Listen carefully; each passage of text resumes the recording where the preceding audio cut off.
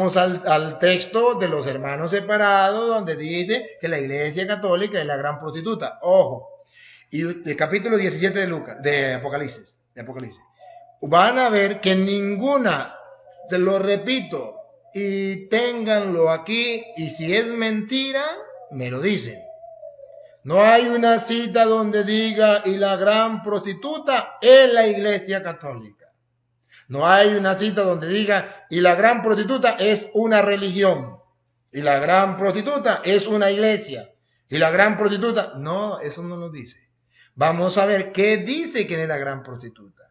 Vamos a observarlo para que ustedes observen que lo que dicen los julanos pastores no es bíblico. Ah, la gran prostituta es la Iglesia Católica. ¿Dónde lo dice? En Apocalipsis capítulo 17. Vamos a ver. Apocalipsis capítulo 17 y vamos a examinar para que ustedes se den cuenta de detalles importantes de qué es la gran prostituta. Capítulo 17, vamos a ver el versículo, leámoslo desde el 5. Desde el 5. Ok. En la frente, esa mujer tenía escrito un nombre misterioso. La Gran Babilonia. La Gran Babilonia. Madre. Babilonia no era una religión, por si acaso. Babilonia era una gran ciudad, un gran imperio, el imperio babilónico. Y entonces aquí está hablando de la Gran Babilonia, está haciendo referencia a la Babilonia antigua, es decir, que tiene que ser una gran ciudad, un gran imperio. No está hablando de una religión. Babilonia, primer dato, no era una religión, era un imperio, una gran ciudad. Siga. Madre de todas las prostitutas y de todos los malos y odiosos que hay en el mundo. Luego me di cuenta de que la mujer se había bebido el vino y se había emborrachado con él.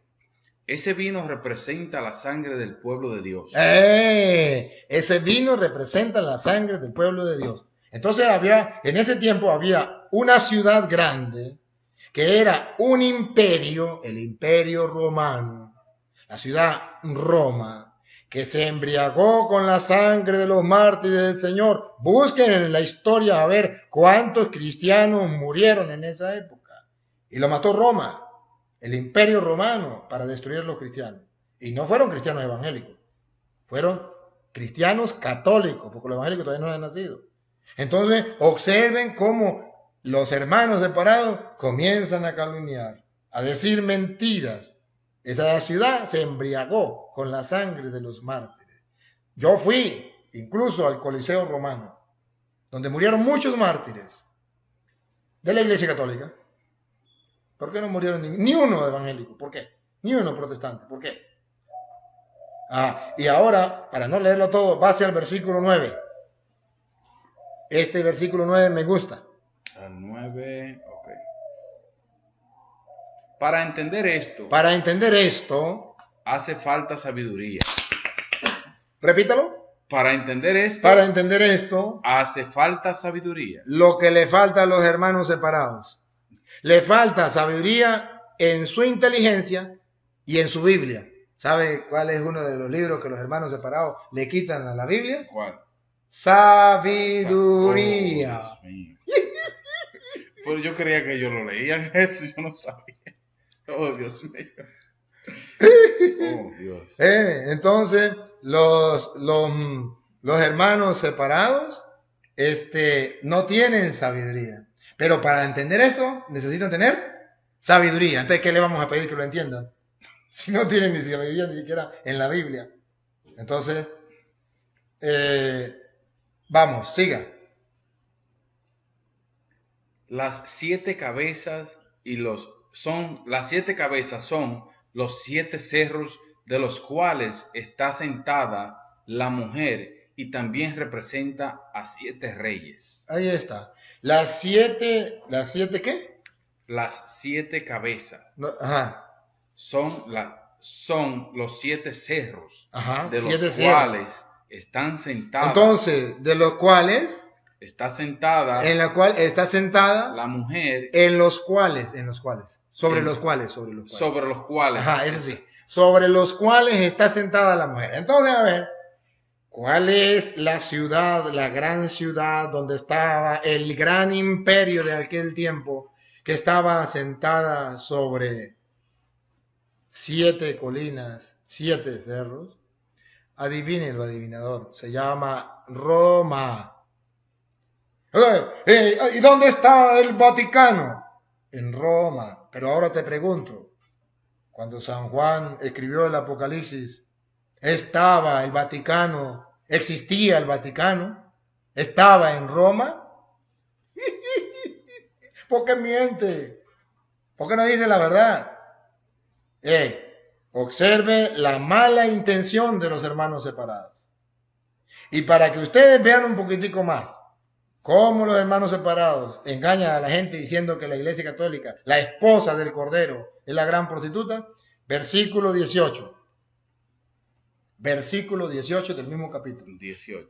Ajá. La mujer que has visto, no, vamos a ver quién es. Vamos a ver quién es. A ver si dice, es la Iglesia Católica, es una religión, es una iglesia. Si lo dice, me callo la boca.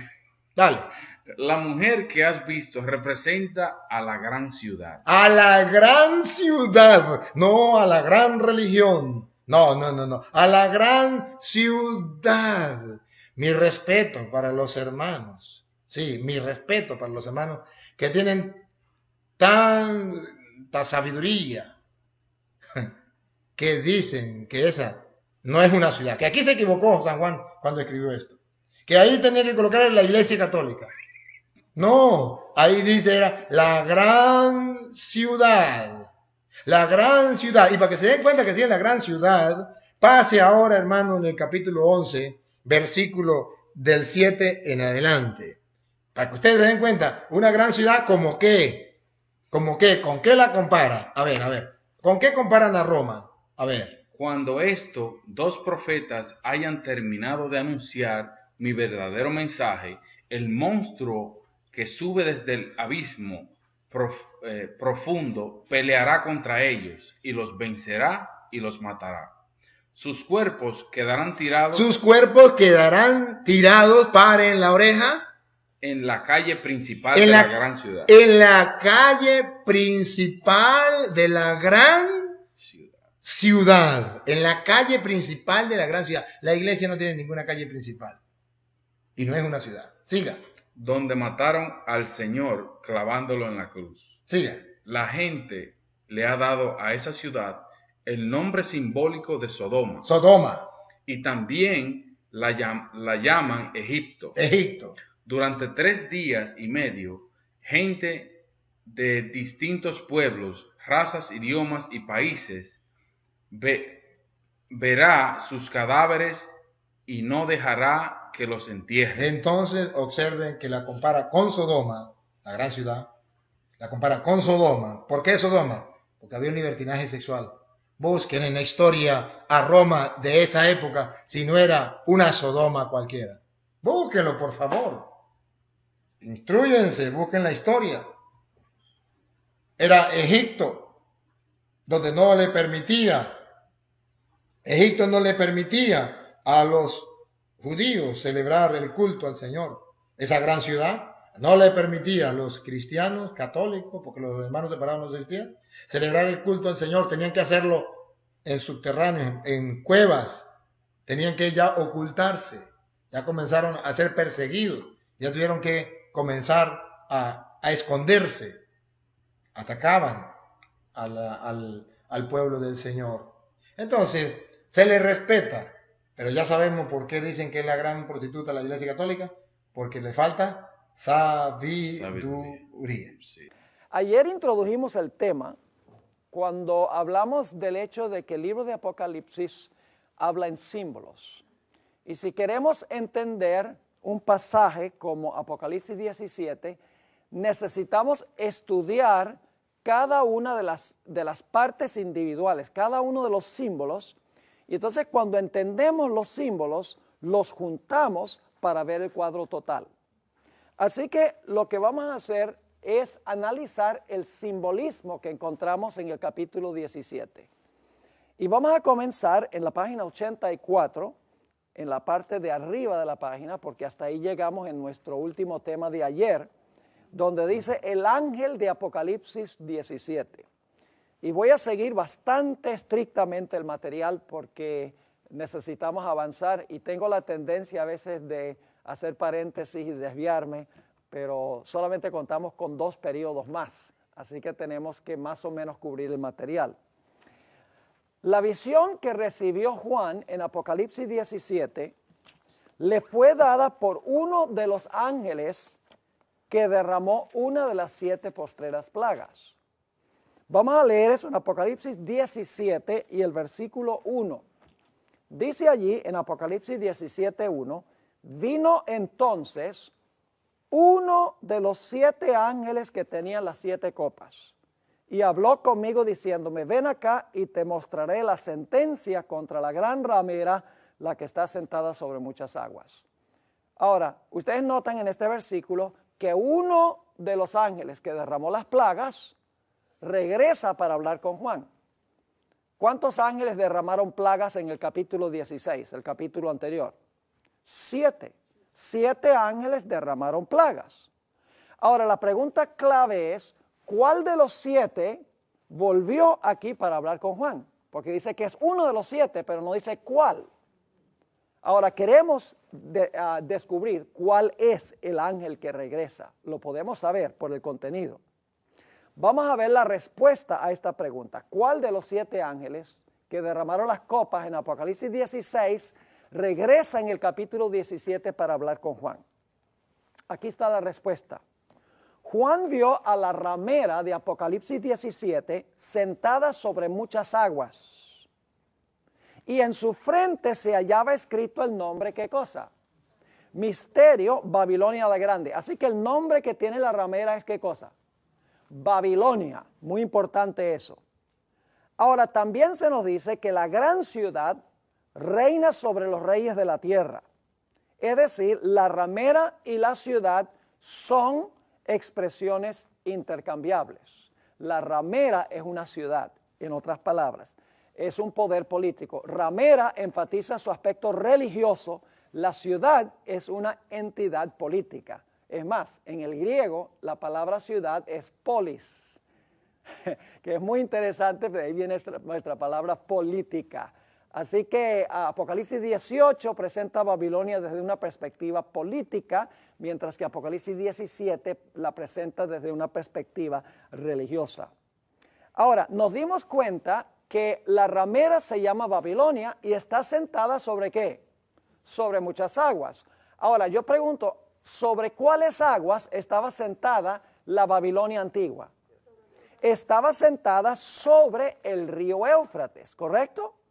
Así que tenemos a la ramera sentada sobre muchas aguas, su nombre es Babilonia, y necesitamos saber cuál de los 7 ángeles viene a hablar con Juan. No es difícil saber cuál es.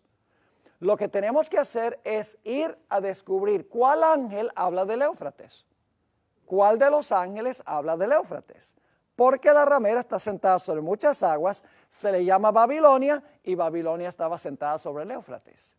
Y si volvemos al capítulo 16, vamos a descubrir que la plaga que habla del Éufrates es la plaga número 6, donde dice que el Éufrates se seca.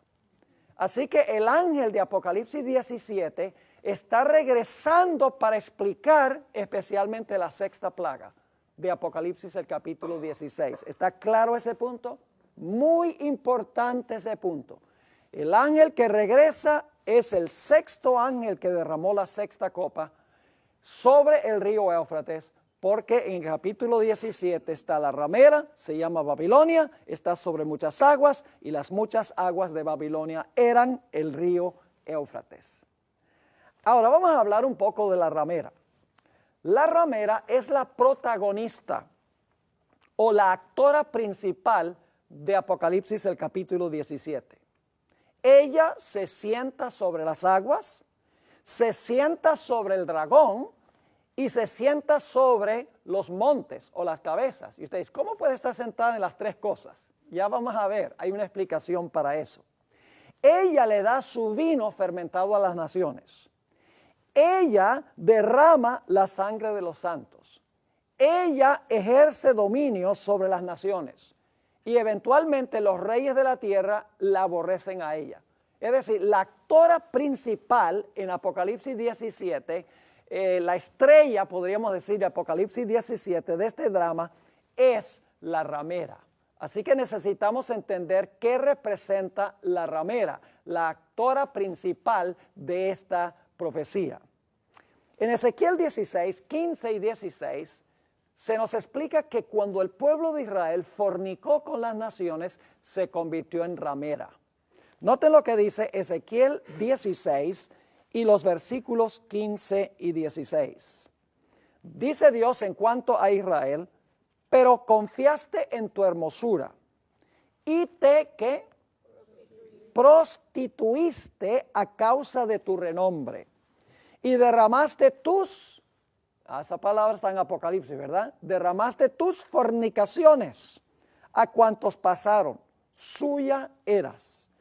Y tomaste de tus vestidos y te hiciste diversos lugares altos y fornicaste sobre ellos. Cosa semejante nunca había sucedido ni sucederá jamás.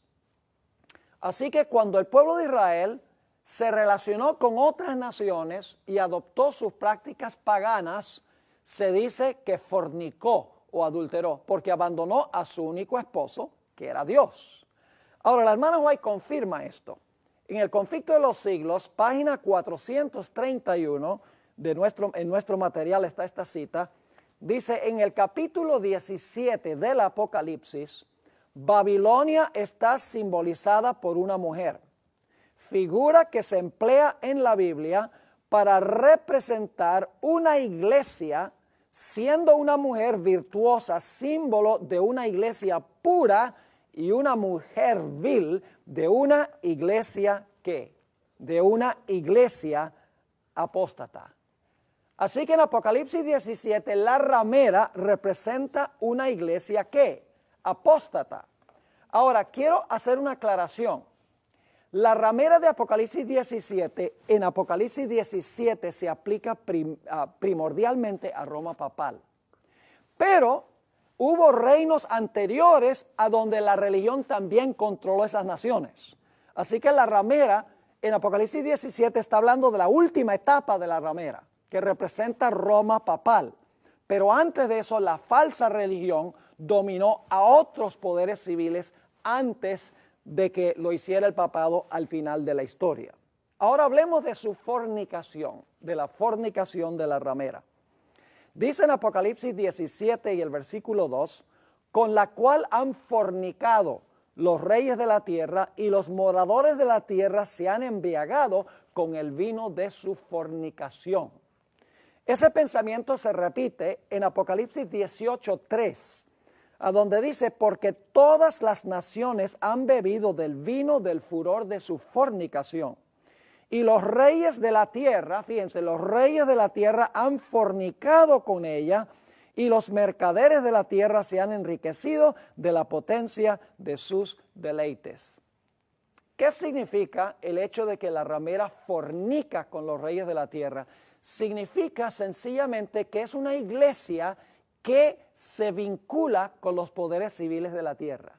No permanece solo como iglesia, sino que la iglesia se vincula con el poder civil. Ese ha sido el tema central que hemos trazado en todas nuestras clases.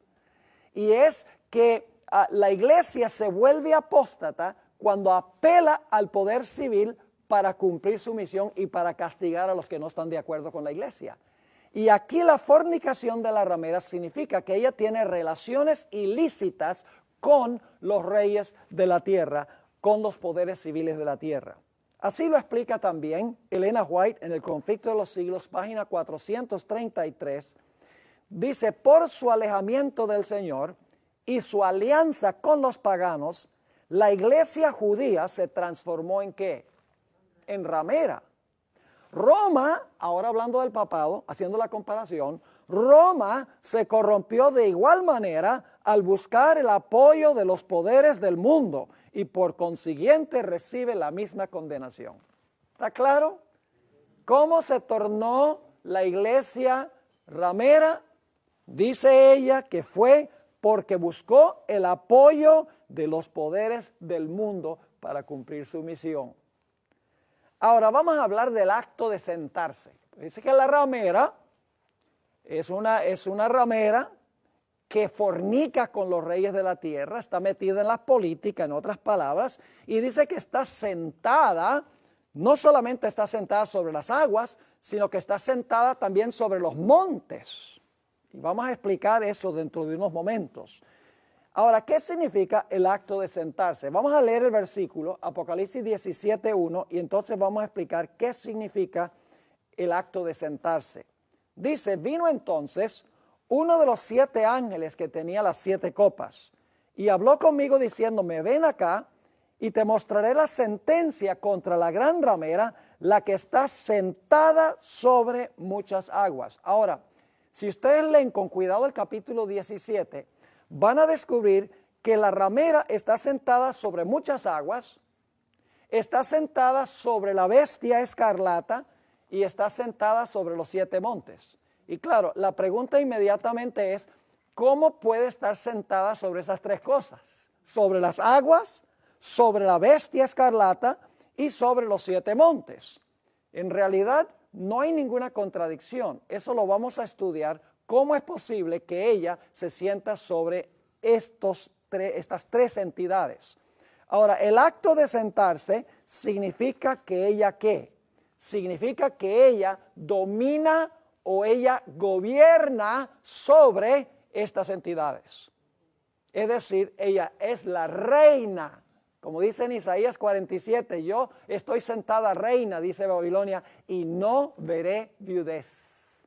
Eso es lo que dice Babilonia en Isaías el capítulo 47.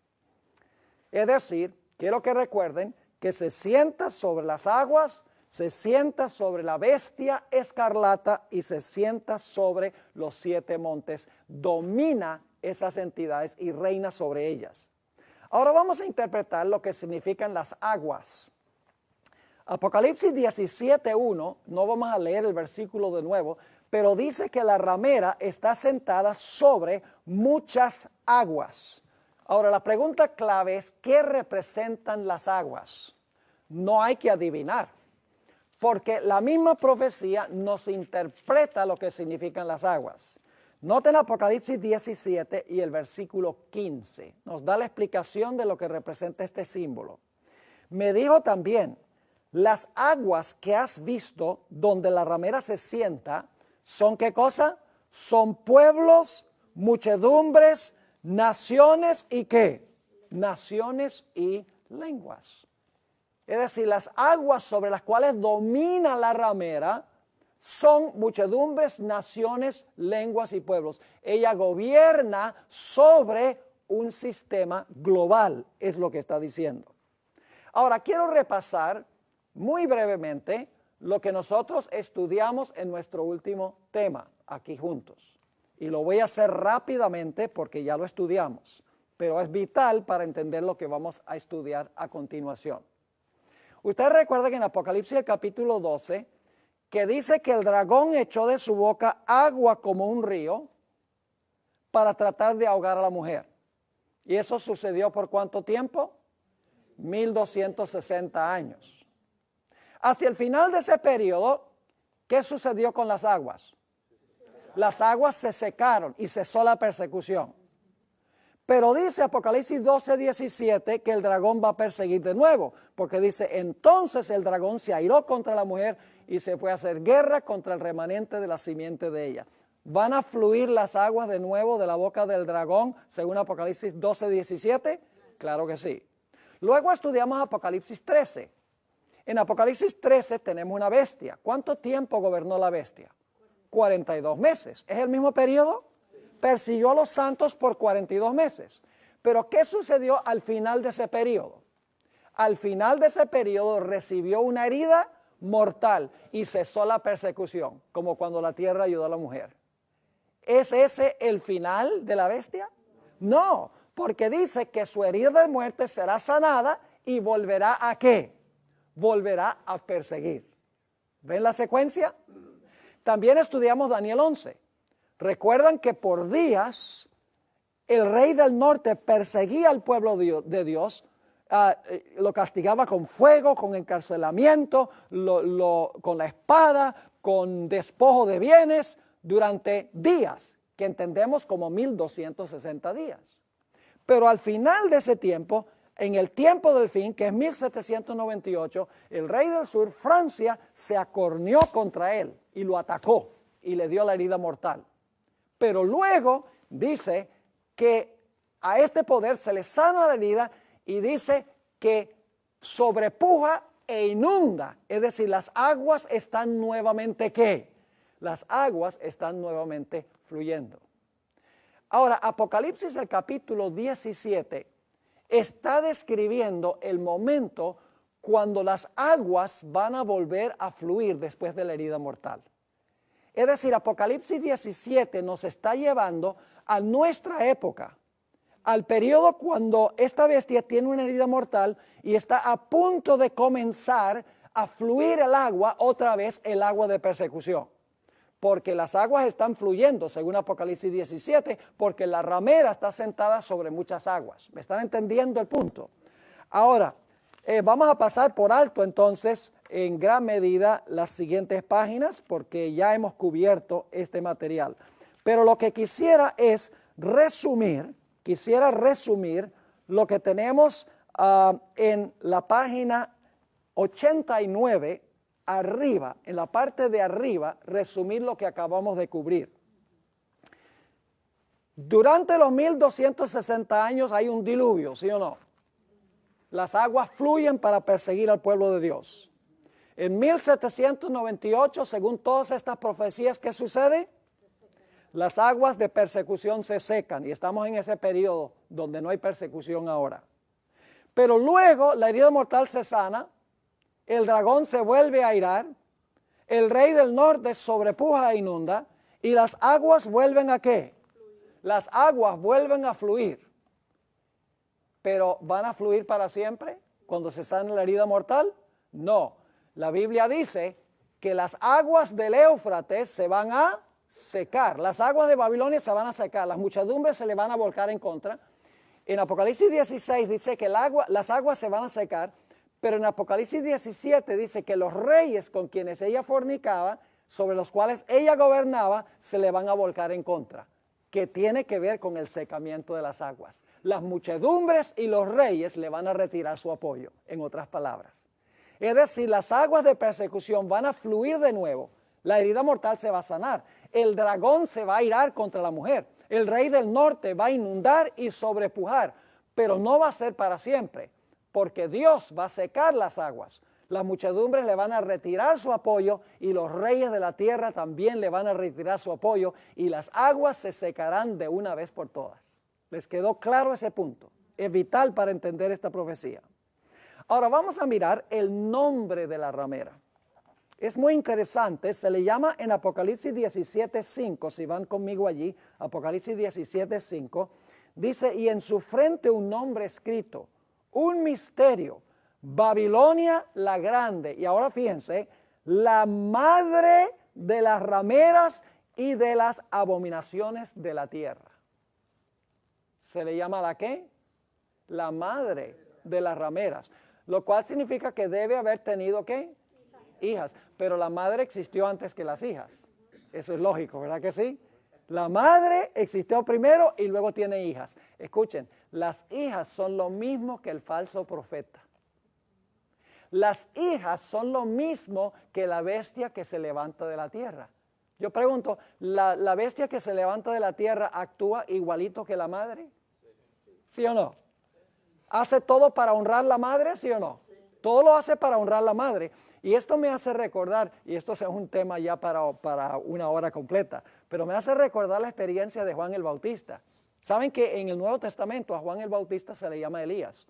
3 veces en los evangelios Jesús dice que Juan el Bautista es Elías, no en persona, sino que vino en el espíritu y el poder de Elías. ¿Han ustedes estudiado la muerte de Juan el Bautista? En el Antiguo Testamento la historia de Elías tiene 3 protagonistas principales. Está en primer lugar Jezabel, la ramera. Está el rey Acab, que está fornicando con Jezabel. y están los falsos profetas de Baal que hacen lo que la ramera dice. Ahora, en el Nuevo Testamento, Juan el Bautista tiene también 3 enemigos que sostienen la misma clase de relación con él. ¿Recuerdan cuando Juan el Bautista murió? ¿Quién quería la muerte de Juan el Bautista? Herodías. ¿Estaba fornicando Herodías? Oh, sí, fue reprendida como una fornicaria por Juan el Bautista y no le gustó. Estaba fornicando con el rey. Ella quería matar a Juan, pero no podía. ¿Verdad que no podía? Necesitaba ¿qué? Que la hija le ayudara. Salomé. Y entonces le dijo a la hija, mira, la imagen de la madre, sanguinaria igual que la madre. Porque le dice a la hija, mira, pide en un plato la cabeza de Juan el Bautista. Y la hija hace lo que dice la madre. Esa es la relación que va a sostener el protestantismo con la iglesia romana. Es una ilustración de lo que va a suceder. Y claro, tendríamos que tomar 1 hora nada más para estudiar la historia de Elías, otra hora para estudiar la historia de Juan el Bautista, otra hora para el Elías que fue en exilio durante los 1260 años y otra hora para el Elías de los últimos días. Porque en realidad la historia de Elías está muy prevalente dentro del libro de Daniel y del libro de Apocalipsis, pero no disponemos del tiempo para eso. Así que las hijas representan ¿qué cosa? Las sectas protestantes que hacen lo que dice la madre. Yo pregunto a la bestia con cuernos de cordero, ¿hace lo que dice la mamá? Claro. Manda a todos a adorar ¿a quién? A la madre. Manda a todos que adoren la imagen ¿de quién? De la madre. Que imponga la marca ¿de quién? De la madre. Todo lo que hace, lo hace en presencia de la madre, dice, es decir, el protestantismo apóstata que nació de la madre en el siglo XVI y nunca logró deshacerse de algunas de las prácticas y doctrinas erróneas, se han tornado también en rameras de la madre porque reflejan muchas de las mismas enseñanzas que tiene la madre. La sierva del Señor nos dice en el Conflicto de los Siglos, página 433, se dice que Babilonia es madre de las rameras. Sus hijas deben simbolizar las iglesias que se atienen a sus doctrinas y tradiciones y siguen su ejemplo, sacrificando la verdad y la aprobación de Dios para formar alianza ilícita con el mundo. Más claro no canta un gallo a las 3 de la mañana. Increíble, pero cierto. Ahora fíjense, la hija de Herodías era igual a la madre. Imagínense, la madre le dice, mira, pide en un plato la cabeza de Juan el Bautista. Oiga, si era una hija diferente que la mamá, dice, pero mamá, ¿cómo tú me mandas a decir eso? Pero cuando la mamá dice, pide la cabeza, ok, mamá, como tú digas. Era igualita a la madre, sanguinaria. Un reflejo de la madre, una imagen de la madre. Era la hija. Ahora, quiero que vayamos al pie de la página 90, a donde Elena G. de White claramente expresa lo que está trazando la profecía de Apocalipsis, el capítulo 17. Clarísimo. Escuchen lo que dice. En el capítulo 17 de Apocalipsis se predice la destrucción de todas las iglesias. Cuando dice las iglesias, está hablando de las iglesias protestantes. Lo vamos a ver en el contexto. En el capítulo 17 de Apocalipsis se predice la destrucción de todas las iglesias que se corrompen mediante la devoción idólatra al servicio del papado, las cuales beben el vino de la ira de su fornicación. ¿Qué hacen las iglesias? ¿Beben qué cosa? El vino que le da ¿quién? Que le da la ramera. ¿Y qué pasa cuando se beben el vino? Se emborrachan. Y un borracho no puede pensar claramente. Por eso cuando usted estudia el sábado con alguien, y presenta todos los argumentos bíblicos. Y dice, no, yo no entiendo. El domingo, hay que guardar el domingo en honor a la resurrección. Y uno le puede mostrar toda la evidencia bíblica y muchas veces no aceptan porque están borrachos. Entonces hay que esperar que estén sobrios para que entonces puedan razonar y decir, sí, la Biblia dice claramente que es el sábado, para entonces guardar el día que la Biblia dice que debemos guardar. Sigue diciendo la sierva del Señor. Así se representa al poder ¿qué? Papal. Entonces, ¿qué representa la ramera según Elena White? El papado. Dice, así se representa el poder papal, que con todo engaño de iniquidad, por medio de una atracción superficial y un despliegue fastuoso, porque mire, uno ve la Iglesia Católica, es una cosa que impresiona los sentidos. La música y el espectáculo extraordinario. Yo recuerdo cuando murió Juan Pablo II, ¡wow! La música y los colores y la ropa y el oro y la plata y todo eso, deslumbrante. Una vez la hermana White visitó la Catedral de Milán y yo tuve el privilegio de estar el año pasado allá en Milán y una de las cosas que quería ver era la Catedral de Milán. La hermana White tiene solo una cita donde ella escribió en cuanto a su visita a la Catedral de Milán. Al principio de la cita ella describe cuán impresionada estaba con la arquitectura porque tomó centenares de años construir esa catedral. Es una obra pero maestra. Yo mismo me quedé pasmado. Pero al final de la cita la hermana White dice, al fin y al cabo solo era un montón de extravagancia. Pero impresiona los sentidos. La gente se impresiona por lo que es grande, majestuoso, magnífico y no por la simplicidad de la verdad. Por eso a la gente le gusta mucho a los milagreros que hablan de prosperidad y hacen milagros y matan a la gente en el espíritu y ruedan en los pasillos y hablan en lenguas y se ríen en el espíritu. La gente le encanta lo espectacular. Pero cuando uno les presenta la fría verdad, entonces dicen, no, eso no tiene emoción, eso no es interesante.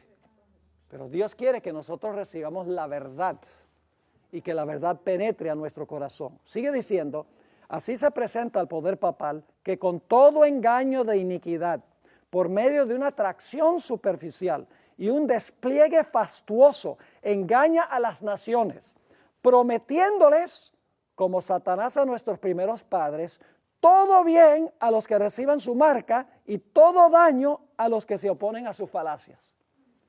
Porque al final esta iglesia va a decir, si tú recibes mi marca, vas a poder comprar y vender y vas a sobrevivir. Pero si tú no recibes mi marca, no vas a poder comprar ni vender y te vamos a matar. Entonces aparentemente dicen, no, yo recibo la marca para que no me maten. Pero yo prefiero que me maten ahora y vivir después que vivir ahora y morir después. Ahora, fíjate lo que sigue diciendo. El poder que tiene la más profunda corrupción interior hará el mayor despliegue. ¿Captaron lo que está diciendo? Mientras más grande la corrupción interior, mayor el despliegue externo. Y eso lo ve también uno a nivel individual. Especialmente cómo se adornan las mujeres. No vamos ahí.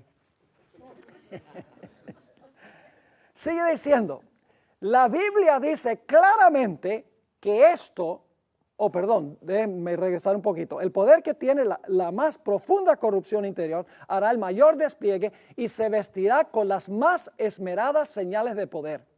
La Biblia dice claramente que esto cubre una maldad corrompida y engañadora. Y en su frente un nombre escrito, un misterio, Babilonia la Grande, la madre de las rameras y de las abominaciones de la tierra. Y ahora quiero que noten la última parte de esta cita que se encuentra en el Comentario Bíblico Adventista, tomo 7, páginas 994 y 995. Fíjense lo que dice. ¿Qué entidad le entrega su reino a este poder? ¿A cuál poder? A la ramera. ¿Qué entidad le entregará su reino a este poder? Yo pregunto, ¿hay un reino que le va a entregar su poder? Sí, señor. Escuchen lo que dice. El protestantismo. Entonces el protestantismo en los Estados Unidos es un reino separado de la ramera. Es un reino aparte de la ramera. ¿Cómo no? Eso es importante. ¿Qué entidad le entrega su reino a este poder? El protestantismo. Cuando dice el protestantismo, está hablando del protestantismo en los Estados Unidos. Un poder que mientras afirma que tiene el carácter y el espíritu de un cordero y está aliado con el cielo, habla con voz de dragón. Está movido por un poder que procede de abajo. ¿Cómo entendió Elena G. de White a la ramera? ¿Cómo entendió ella esta profecía? Entendió que se aplica al poder papal, que da un gran despliegue de poder y de ostentación. Y luego dice ella que la bestia que tiene cuernos como de cordero, pero que habla como un dragón, es el emisario de este poder que le va a dar su reino a este poder. Es decir, le va a sanar la herida mortal. ¿Les quedó claro? Ahora, hablemos de otros símbolos que tenemos. Nombres de blasfemia. Dice que la ramera tiene nombres de blasfemia. Ahora, ¿qué es blasfemia según las profecías? Blasfemia significa dos cosas. Es cuando un individuo profesa ser Dios en la tierra y cuando un sistema profesa tener poder para perdonar pecados. Ahora yo pregunto, ¿cuál es la única iglesia en el mundo que profesa tener el representante o el vicario de Cristo en la tierra? La iglesia romana. ¿Y cuál es la única iglesia en el mundo que dice que tiene poder para perdonar pecados? La iglesia romana. Otra característica que demuestra que esto está hablando de la iglesia romana. La vestimenta de la ramera también nos dice que representa la ramera. Dice Apocalipsis el capítulo 17 y el versículo 4, vamos a leerlo. Y la mujer estaba vestida de púrpura y escarlata. ¿Cuáles son los colores predominantes de esta iglesia? Púrpura y escarlata. ¿Ustedes no vieron el funeral de Juan Pablo II? Púrpura y escarlata por todas partes. ¿Saben qué color nunca usa la iglesia católica? El azul. ¿Y saben por qué? Porque el azul representa la ley de Dios. En el libro de Números, el capítulo 15, dice que el azul, dice, ponte una orla azul en la parte de abajo de tus mantos que representa la ley para que no olvides la ley de Dios. Púrpura y escarlata, otra característica, pero hay más. Dice, la mujer estaba vestida de púrpura y escarlata y es muy rica, dice, adornada ¿de qué? De oro, de piedras preciosas y de perlas. ¿Caracteriza eso a la iglesia romana? Claro que sí. Y tenía en su mano un cáliz de oro lleno de abominaciones y de la inmundicia de su fornicación. La hermana White, comentando sobre la vestimenta de la ramera, dice lo siguiente en el Conflicto de los Siglos, página 432 y 433. La púrpura y la escarlata, el oro y las piedras preciosas y las perlas pintan un cuadro vívido de la magnificencia y la pompa más que reales de que hacía gala la arrogante sede romana. Todas las características de la ramera apuntan hacia Roma. Ahora, la ramera tiene una copa de vino. Tiene una copa y dentro de la copa tiene ¿qué? Tiene vino. Ahora, ¿qué representa el vino? ¿Saben? Por mucho tiempo yo luché con esto. Porque cuando yo encontré aquí que ella tenía una copa llena de vino, yo dije, bueno, para saber qué representa el vino, voy a buscar en otras partes de la Biblia para ver qué representa el vino. Pero busqué en otras partes de la Biblia y encontré que el vino significa vino, literal. Entonces yo dije, ¿cómo puedo entender qué representa el vino que tiene esta copa? Y un día estaba estudiando esta profecía y de repente se prendió una luz y dije, ya tengo la respuesta. Vamos a anotar dónde está la respuesta de este asunto. Apocalipsis 17 y vamos a anotar el versículo 4. Dice, y la mujer estaba vestida de púrpura y escarlata, y adornada de oro, de piedras preciosas y de perlas, y tenía en su mano un cáliz de oro lleno. Ahora, ¿qué tenía el cáliz? Vino, ¿verdad que sí? Tiene el vino, pero noten qué es el vino. Dice, un cáliz de oro lleno de abominaciones y la inmundicia de su fornicación. ¿Qué es el vino? Sus abominaciones. Entonces yo dije, lo que tengo que buscar es la palabra abominación para saber qué es lo que tiene la copa. Y solo les puedo sintetizar, ustedes lo tienen en el material. Ojalá que ustedes vayan a la casa ahora y lean todos los versículos que están aquí, porque es imposible que nosotros leamos todos los versículos. Estaríamos aquí más de una semana estudiando, o 2 semanas. Ahora, noten, la Biblia dice, ¿qué es abominación? La Biblia dice que abominación es hacer ídolos e inclinarse a ellos. Deuteronomio 7, 25 y 26. ¿La iglesia romana hace eso? Deuteronomio 18, 9 al 13 dice que abominación es tratar de comunicarse con los muertos. ¿La iglesia romana le ora a los muertos? ¿Le ora a la Virgen María? ¿Ora por los muertos y a los muertos? Claro que sí.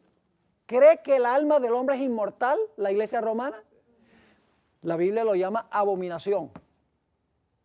Proverbios 28, 9 dice que el que quita su oído para no oír la ley, eso es abominación. La iglesia romana jugó un jueguito con la ley de Dios, procuró cambiar la ley de Dios. Claro que sí. La Biblia dice en Ezequiel 23, 35 al 45 que adulterio espiritual es abominación. La iglesia romana fornica y comete adulterio espiritual con los reyes de la tierra. Claro que sí. Deuteronomio 14, 3 nos dice que comer carnes inmundas es una abominación.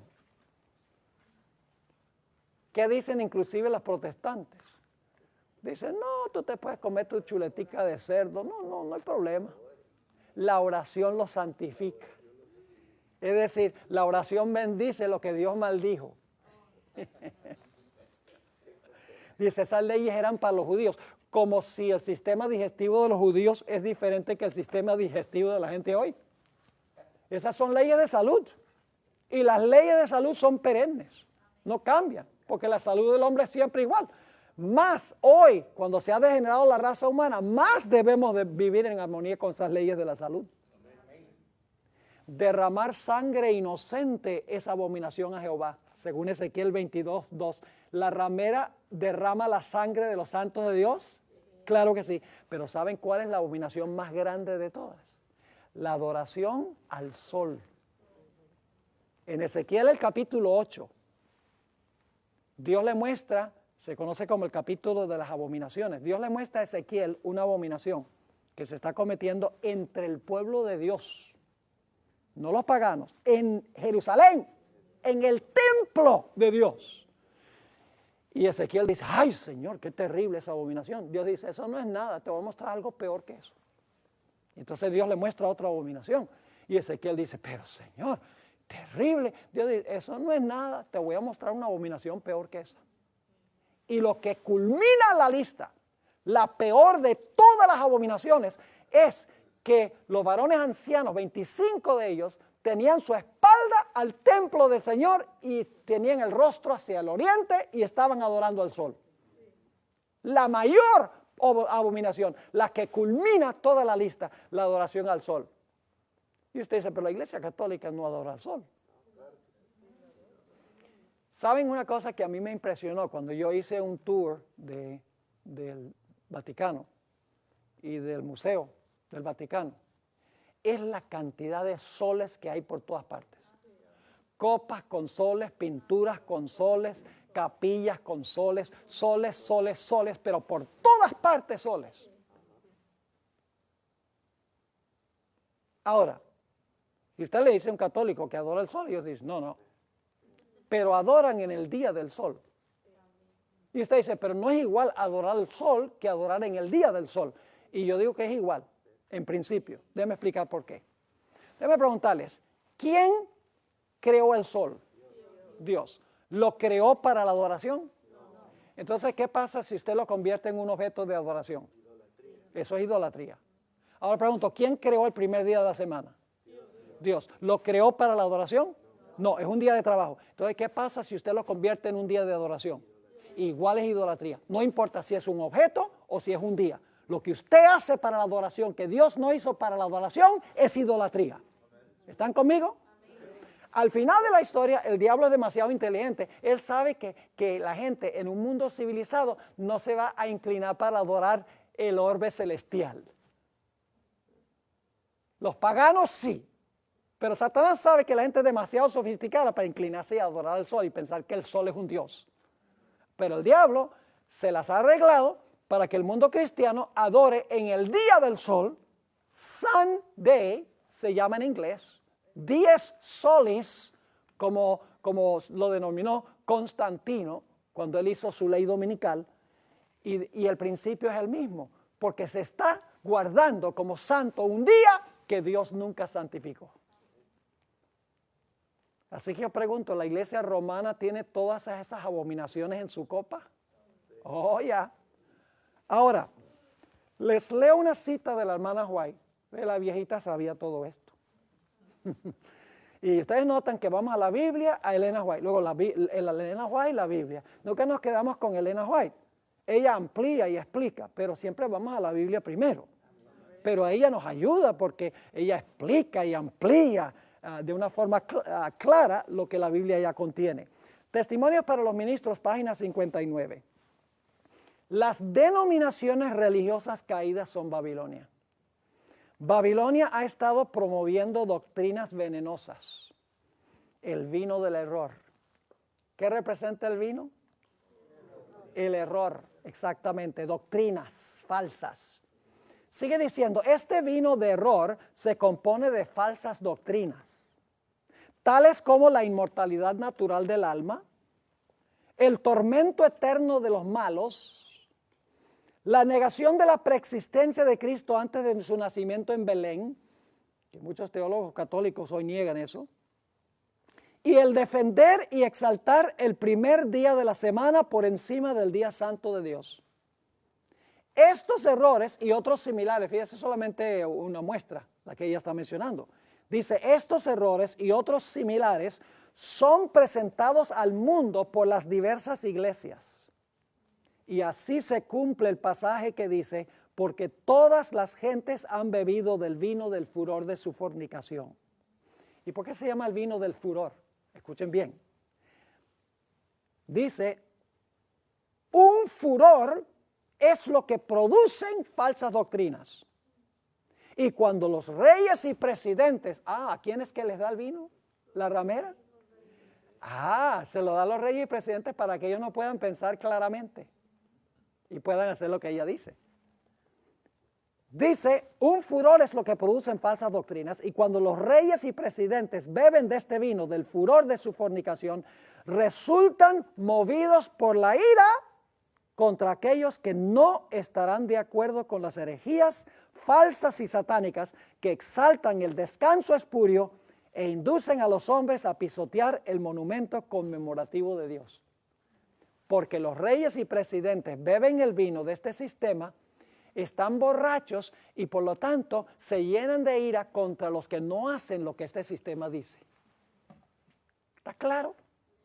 Hermanos y hermanas, por eso empezamos con Daniel 2, con la mezcla de hierro y el barro. Esa es la profecía fundamental. Todas las otras profecías demuestran que lo más terrible es unir la iglesia con el Estado.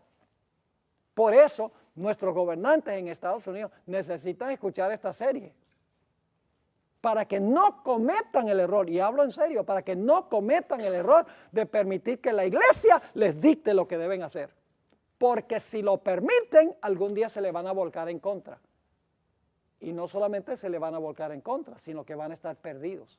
Y Dios quiere que los gobernantes sean salvos en su reino. Ahora vamos a encontrar más adelante que en el momento de la sexta plaga, las muchedumbres que se han bebido el vino y los reyes que se han bebido el vino, de repente van a quedar bien sobrios. Y las aguas sobre las cuales se sienta la ramera se le van a secar, se van a despertar de su letargo.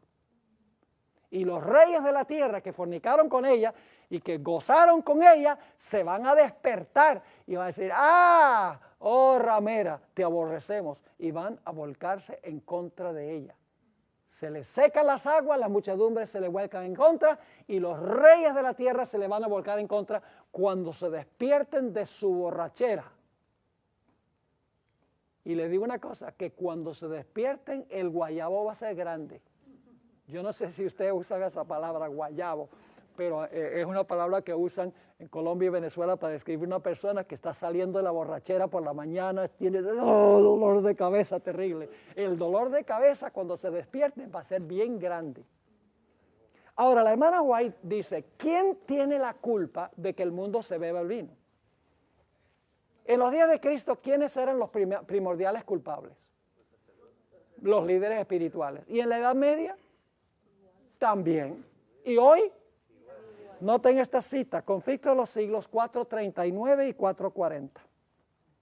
Cuando se levantan maestros verdaderos para explicar la palabra de Dios, levántanse también hombres de saber, ministros que profesan comprender las Santas Escrituras para denunciar la sana doctrina como si fuera herejía, alejando así a los que buscan la verdad. Si el mundo no estuviese fatalmente embriagado con el vino de Babilonia, multitudes se convencerían y se convertirían por medio del conocimiento de las verdades claras y penetrantes de la palabra de Dios. Pero la fe religiosa aparece tan confusa y discordante que el pueblo no sabe qué creer ni qué aceptar como verdad. La iglesia es responsable del pecado de impenitencia del mundo. Se levantan ministros para decir que los que enseñan la verdad están enseñando herejía. Ahora, la siguiente página, la página 93. Gracias a Dios vamos bien de tiempo. En todo este panorama, donde tenemos a la ramera, tenemos a las hijas de la ramera, tenemos a los reyes de la tierra, es una triple alianza, una trilogía apóstata. La iglesia romana, el protestantismo apóstata y los reyes de la tierra. Esa es la coalición, dominando a las muchedumbres. Pero en medio del mundo Dios tiene un pueblo fiel. Un remanente pequeño, pero fiel. Se le denomina de diferentes formas, como ustedes pueden ver aquí en este material. En Apocalipsis 12, el versículo 13 y el versículo 15 se le llama la mujer. La mujer pura, vestida del sol con la luna debajo de sus pies, con una corona de 12 estrellas. Es decir, se le presenta a los fieles de Dios como una mujer pura, en contraste con la ramera. En Apocalipsis 12, 17 se le describe como el remanente de la simiente de ella, contra los cuales está enojado el dragón. En Apocalipsis 13, 7 se le llama los santos del Altísimo. Y en Apocalipsis 17, 6 se le llama los santos y los mártires de Jesús. ¿Va a tener Dios un remanente fiel, mis hermanos y hermanas, en medio de la apostasía global? Sí, Señor. Y no va a ser la mayoría, sino la minoría. Porque la mayoría nunca ha estado con Dios. ¿Cuántos en los días de Noé? 1. Y la familia se le juntó. Dice, he hallado a Noé fiel. Dice, ahí en Génesis capítulo 7. Dice, Noé es fiel. Y la familia se le arrimó. Pero la familia, claro, lógico, también eran fieles y aceptaron el mensaje. A través de toda la historia es un grupito pequeño, un remanente pequeño el que es fiel. Pero al mundo le encantan las cosas grandes. Dice, ¿cuántos miembros tiene su iglesia? 20 millones. Mi iglesia tiene 1,000 millones. Como si el número fuera lo que determinara. No es el número, sino la fidelidad a la verdad de la palabra de Dios. Dice en el Conflicto de los Siglos, página 433. La potencia que por tantos siglos dominó con despotismo sobre los monarcas de la cristiandad es Roma. Y de ninguna otra potencia se podría decir con más propiedad que estaba embriagada de la sangre de los santos que de aquella iglesia que ha perseguido tan cruelmente a los discípulos de Cristo. Ahora hablemos del dragón con 7 cabezas. Y solo les voy a leer, porque nada más tenemos unos pocos minutos, solo les voy a leer una cita de J.N. Andrews. Considero yo que J.N. Andrews es el más grande erudito que ha tenido la Iglesia Adventista en su historia. Extraordinario. Y voy a leerles la cita que él da sobre las 3 bestias. Apocalipsis 12 tiene un dragón de 7 cabezas, ¿sí o no? Apocalipsis 13 tiene una bestia con 7 cabezas. Y Apocalipsis 17 tiene una bestia escarlata con 7 cabezas. Ahora, fíjese cómo él explica estas 3 bestias con 7 cabezas. Las 7 cabezas representan 7 clases de gobiernos civiles que reinan en sucesión. ¿Captaron eso? No. 7 clases de gobiernos civiles que reinan en sucesión, uno después de otro. Estas 7 cabezas le pertenecen igualmente al dragón de Apocalipsis 12, a la bestia de Apocalipsis 13 y a la bestia de Apocalipsis 17. Esto demuestra con absoluta certeza que el dragón y estas 2 bestias representan el mismo poder, pero bajo diferentes cabezas. Pues no hay 3 grupos de 7 cabezas, sino más bien es evidente que las cabezas son formas sucesivas de su poder, cada una gobernando a su vez para luego darle cabida a la otra. Apocalipsis 17, 9 y 10 es la cita que él da. Ahora escuchen qué cronología da. El periodo de tiempo que abarca cada una parece ser el siguiente. El dragón antes de los 1260 años, el dragón que quería matar al niño, que sería Roma ¿qué? Pagana. Luego dice, la bestia de Apocalipsis 13 durante ese periodo, durante los 1260 años. Y la bestia de Apocalipsis 17, desde que se le suministró la herida mortal y fue llevada cautiva al concluir ese periodo. ¿Está clara esa cita? Es decir, el dragón de Apocalipsis 12 representa el periodo de Roma imperial. La bestia de Apocalipsis 13 representa Roma papal en su primera etapa. Y la bestia de Apocalipsis 17 representa a Roma papal en el tiempo del fin, cuando sea sanada su herida. Según J.N. Andrews, esa es la interpretación correcta, y yo creo que al estudiar esto vamos a darnos cuenta que en efecto su interpretación es correcta.